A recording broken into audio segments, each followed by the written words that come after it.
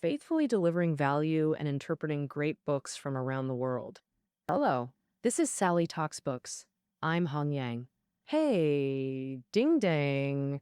Folks online have been asking me, can you recommend some books on boosting learning efficiency? Today, I'm diving into the book How to Learn, which teaches you how to achieve better learning outcomes in less time and improve your grades. The author, Adam Robinson, is a renowned American educator.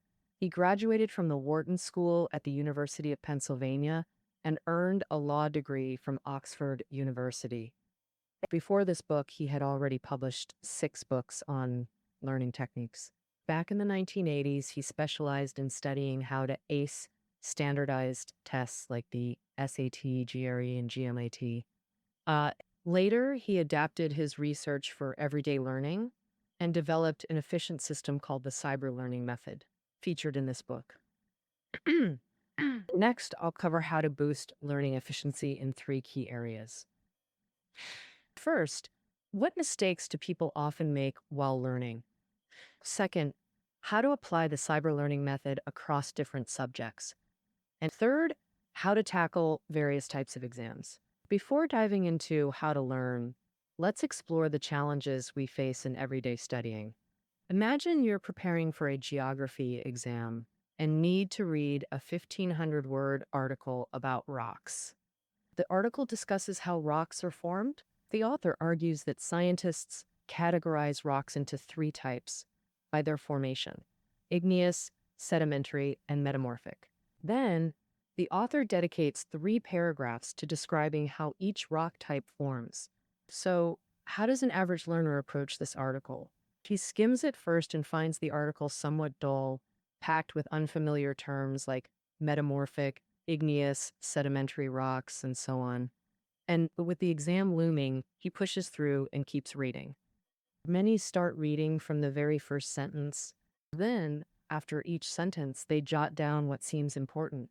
For example, he reads a sentence about pumice, a common extrusive rock used in abrasives, with its rough, porous texture formed by explosive gas releases during volcanic eruptions. This sentence is long and packed with terms like extrusive rock, pumice, explosive release. He probably gets overwhelmed just looking at it. What does all this even mean? Will this be on the test? If the whole text is filled with sentences like this, many people start questioning their life choices while reading. In real life, why do I need to know this? It just makes the article seem even more boring and dull, and I lose interest in learning. But thinking it might be on the test, he marks it in red without a second thought, then obediently copies the sentence word for word in his notes. But just because he wrote it down doesn't mean he remembers it. Many people just scribble away, telling themselves, I haven't missed any info, and feel reassured. So you spend hours reading this article and end up with detailed notes. In these notes, you list every new concept without distinguishing between what's important and what's not. And so, what's wrong with these notes? The first problem is that you try to jot down notes for every sentence while reading without judging based on context whether the info is important or worth noting. For example, that complex sentence about pumice we mentioned is only briefly touched upon in an inconspicuous spot. It's not crucial info, so no need to record the whole thing. The second problem is that when you record each rock type in your notes, you don't summarize its traits in your own words. You just copy what the book says verbatim. In other words, many people don't actually grasp the meaning. They're just transcribing. Third, you list every key point equally without any hierarchy. This makes each subheading appear equally important. This note-taking style gets you bogged down in details and ignores the article's main idea and overall logical flow. Actually, the core of this article is about how 3 rock types form. When taking notes, you should just focus on that. All right, above, I used the rock article example to discuss common learning mistakes. Reading every word meticulously, taking notes without prioritizing, and copying directly without understanding. However, this learning approach is inefficient. So, how can we learn and take notes efficiently? The author introduces an efficient learning method called the cyber learning method in the book. This cybo means cyber in English, referring to the concept of navigator control. The core of the cyber learning method is that you must take initiative in your learning process. Learn to ask questions and let curiosity guide your learning. The author believes that top students, when studying a subject, consciously or unconsciously, ask themselves 12 questions. These 12 questions form the foundation of the cyber learning method. Now, I'll briefly introduce these 12 questions. To make it easier to understand, I'll use reading a book as an example to explain how to learn quickly and effectively with the cyber learning method. The book I'm analyzing is The Nazi Doctors, which I previously covered in Sally Talks Books. This book is 685 pages thick, thicker than a brick. So, how can we read and understand this book in the shortest time possible? First, before reading this book, you need to clarify your purpose. Why are you reading it?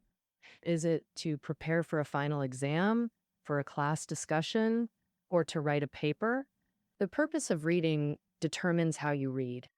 For example, if your purpose for reading The Nazi Doctors is because the teacher assigned homework asking you to discuss why good people do bad things, then while reading, your main focus should be on why these Nazi doctors participated in killing.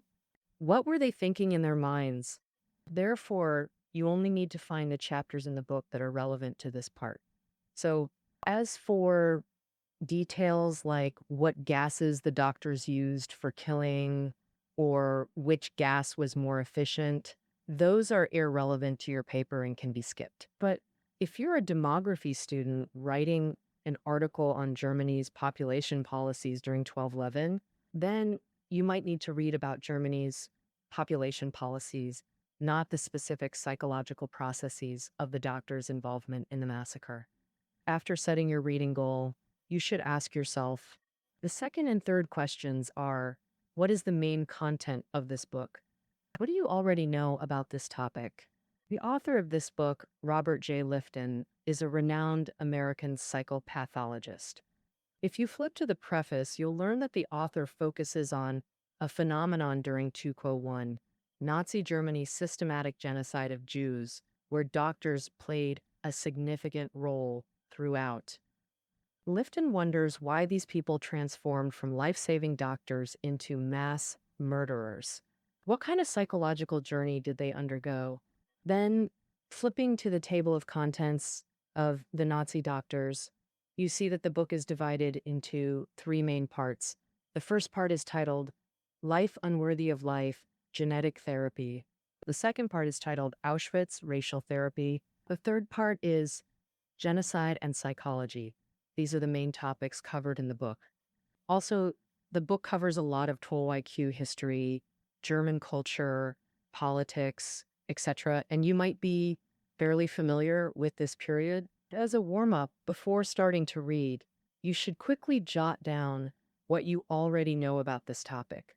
For example, about Auschwitz, concentration camp, racial policies, massacre policies, and so on.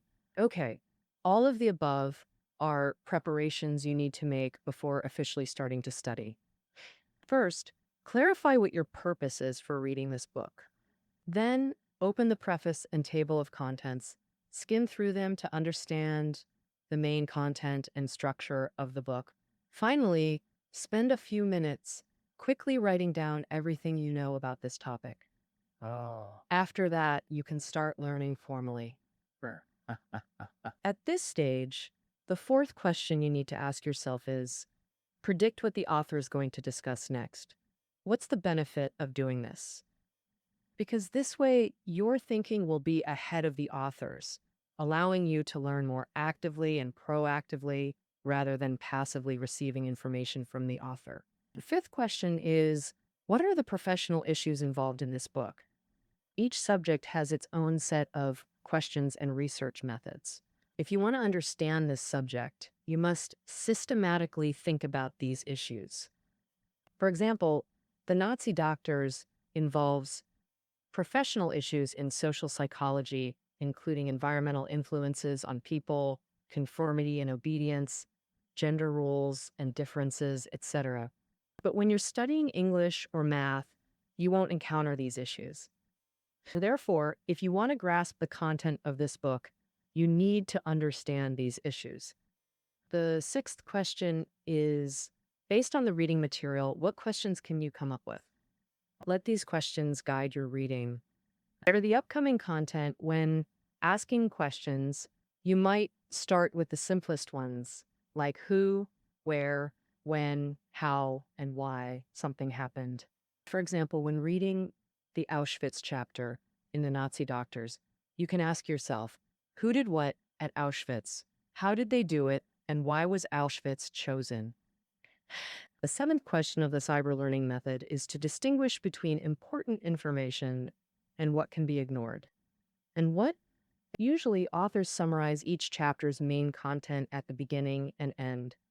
So by just reading the start and end, you can grasp the article's key points. Like I mentioned earlier, if you want to understand the psychological activities of doctors involved in killing, you need to focus on reading Part 3, which is genocide, the psychology section, which spans 97 pages. So how can you grasp the key points in these 97 pages? When you flip to this section's beginning, you'll find a very short preface of about a dozen lines. The author explicitly states, I will first systematically emphasize the psychological model of the double self's role switching, the overall mechanism for Nazi doctors' participation in evil. Upon reading this, you know the author will use the double self role switching model to explain the doctor's psychological activities. So, what exactly is this double self role switching psychological mechanism? With this question in mind, you can start reading the next chapter, and you'll find the author answers this question in the very first paragraph of the next chapter. The author says, this psychological principle divides the self into two functioning wholes, so actions by one partial self can be performed as if by the entire self. Through this proxy, an Auschwitz doctor could not only kill and assist killing, but quietly construct a complete self-structure for this evil project. But how do you feel hearing me read this passage? Does it feel a bit convoluted and hard to understand? When I first read this passage, I was completely lost too. In fact, many people encounter reading difficulties with such abstract sentences, obsessively rereading them repeatedly while desperately trying to understand. If they can't understand it, they find it hard to continue reading. And now you should ask yourself the eighth question: how can you paraphrase and summarize the information you've learned to better understand and remember it? The right approach is, after reading this passage, if you don't understand it, ask yourself, how exactly is the self divided into two parts? What is a proxy? Who is whose proxy? If you don't obsess over this sentence and keep reading with your questions, you'll find that much of what follows explains this psychological phenomenon. The author also provides many examples to help you understand. As you read further, you'll understand that the author's division of the self into two parts means a person's self splits into two. One is the original self, the doctor's core identity. As doctors, they need to follow medical ethics and professional standards. But after arriving in Auschwitz, they psychologically developed an Auschwitz self, a proxy that acted on their behalf in Auschwitz. Once they identified as Auschwitz staff, they could detach from their original doctor role, no longer bound by medical ethics, enabling them to participate in the killings. By paraphrasing and summarizing these abstract concepts in your own words, you can grasp the psychological activities of doctors involved in killing. To aid understanding, you also need to take notes while reading. Earlier with the rock example, we learned that blindly highlighting every point and copying verbatim is wrong. So, what note taking method is more efficient? There are two principles. First, take notes in your own words. If you just repeat others' words, you can't be sure you've truly understood the material. Second, use as few words as possible. This requires you to compress the information. This process forces you to think about the author's main points and core messages. The more you think, the more you'll understand and remember. Finally, when we extract the most crucial information concisely, it becomes much easier to memorize. By following these 8 questions, you become more independent. Because you've already broken free from the book's torturous and boring language, you've rephrased information in your own familiar words and completed your notes. Next, you can set the book aside and reorganize this information. This is the 9th question of the cyber learning method. Now, organizing information essentially means categorizing what you've collected. For example, after reading The Nazi Doctors, you learn that multiple factors drove life-saving doctors to participate in massacres. So after class, you should categorize these factors to aid memory. You can categorize by time. For instance, what events occurred before a certain period that led doctors to make specific choices? Or by category, some factors are political, like the pervasive anti-Jewish ideology and calls for national revival during 222. Others are psychological factors, such as the double self-role switching discussed earlier. The 10th question: can I use charts to clarify relationships between information? Visualize text as much as possible, using different fonts, lines, sizes, and colors to help you grasp information. Chart usage might be more common in STEM subjects. After finishing a book, the 11th question of the cyber learning method also tells us how to remember this information. So, though everyone's memory techniques differ, those with good memory generally follow similar principles. Many believe that reciting notes multiple times helps memory, but passive repetition through rote learning is the most boring and inefficient way. A better way is to use understanding to aid memory and find a memory hook, like a related image, story, mnemonic, etc. Research shows that while we sleep, the brain processes and stores information. If you review what you're learning before bed, you'll find you remember quite a lot upon waking. The final question is, how can I integrate this information with what I already know? By now, you probably know how to read and take notes.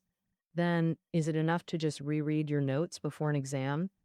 But actually, this learning approach is also inefficient. The best approach is to review your notes regularly.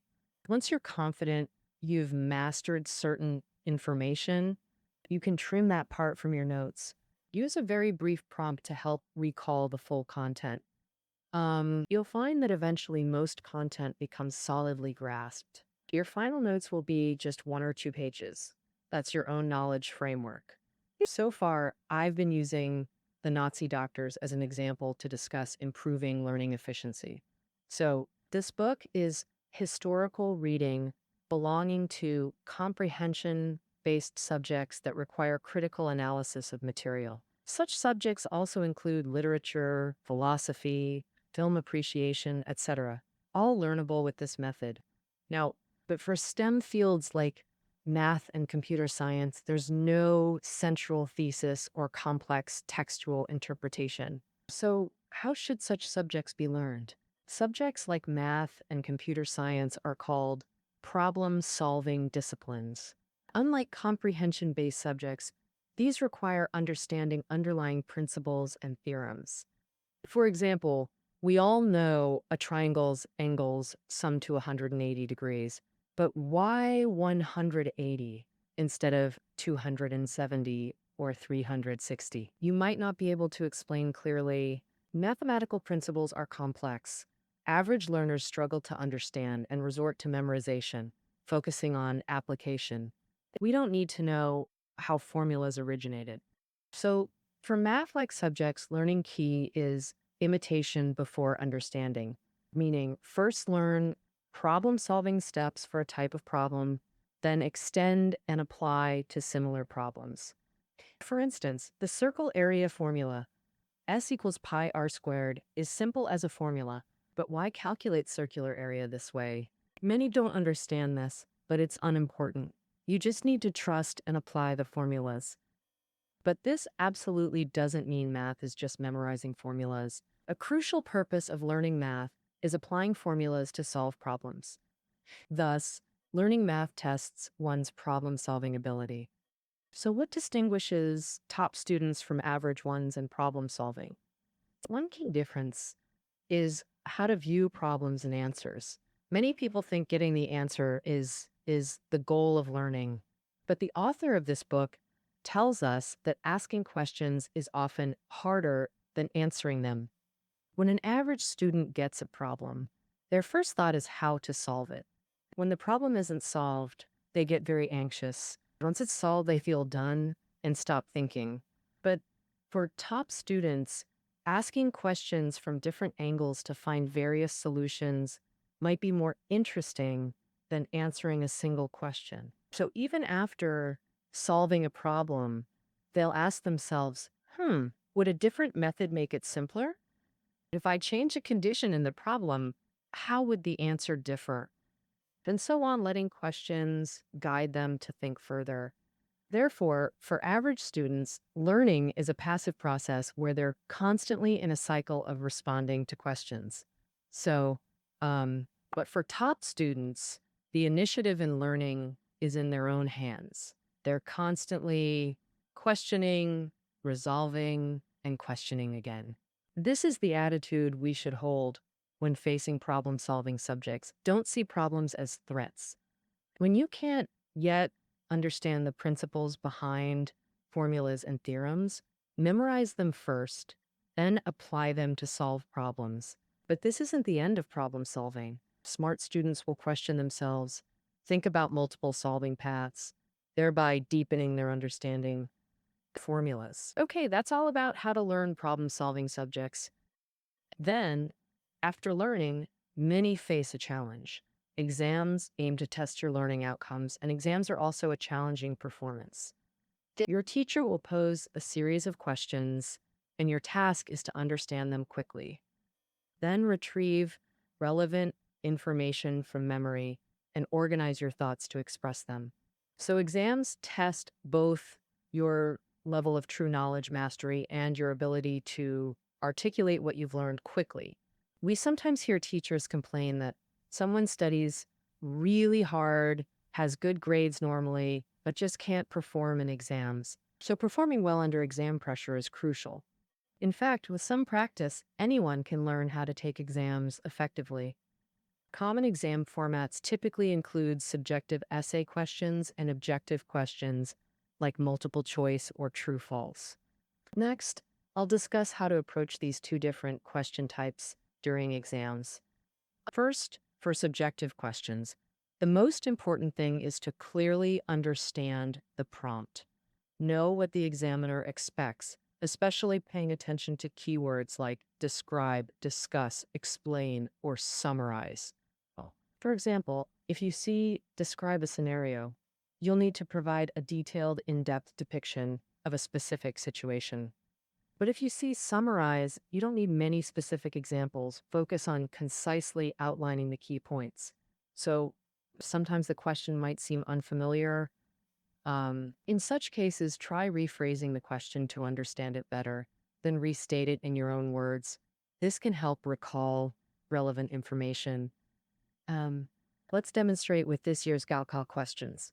This year's history exam, National Paper 2, had an essay question providing material about Zhang Jidong and Shen Xuanhuai, establishing the Hanyang Iron Works and Pingsheng coal mine, requiring students to extract an insight and explain it using modern Chinese history knowledge. These material-based questions usually present unfamiliar content. So when encountering this, examinees must transform unfamiliar information from the materials into familiar, studied concepts. This question appears to ask for an insight extraction, but it actually tests knowledge about economic development or industrialization in modern Chinese history. Hmm. So students should first recall studied knowledge about China's modern economic development journey. For example, during the self-strengthening movement, what were the main features of economic development during the Republican era? How did the government support industrial development? Then, based on these different developmental stages, extract your insights. Now you have a general idea how to answer. Some students might know the answers internally, but struggle to organize their thoughts logically when writing. So, how should you write it? How can the answer score higher? Actually, when answering, the most crucial part is the opening. You got to get straight to the point and lay out your main idea clearly.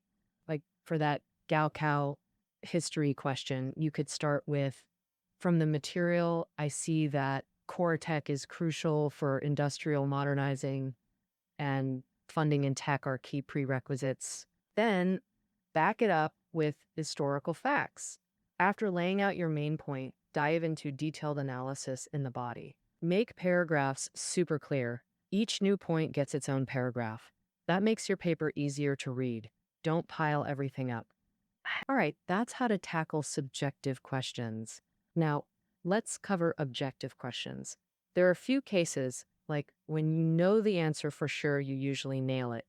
Or when you're clueless, like you see it and think, I didn't study this or never heard of it, so you gotta guess. Then there's the third, you might have studied it, but blanked out or aren't sure. That's when tricks come in handy. Uh, First trick, if an option has words like all, every, or any, super absolute stuff, it's usually wrong. The right answers often have qualifiers like most, some, or usually. Thus, we often overthink, like rereading the question to find hidden meanings. Sometimes you're overdoing it. Most teachers make direct questions, so just take them at face value. Third, read each option carefully. If an option seems right, don't jump to pick it right away. After crossing out some choices, if you're stuck, circle the number to mark it, then skip to the next questions. Return later after you're done. Hmm? Fourth, if a question looks super easy, ask yourself why they'd ask it.